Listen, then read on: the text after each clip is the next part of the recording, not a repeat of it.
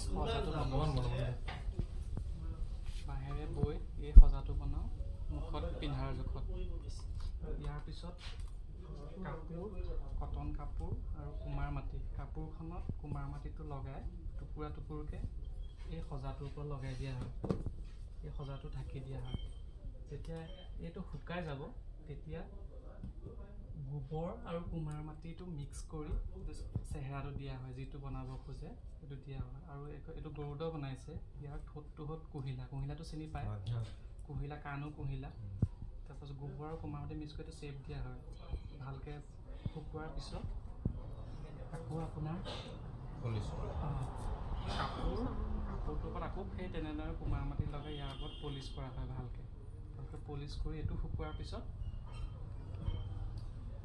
Final ষ্টেজটোত এইটো colour হয়।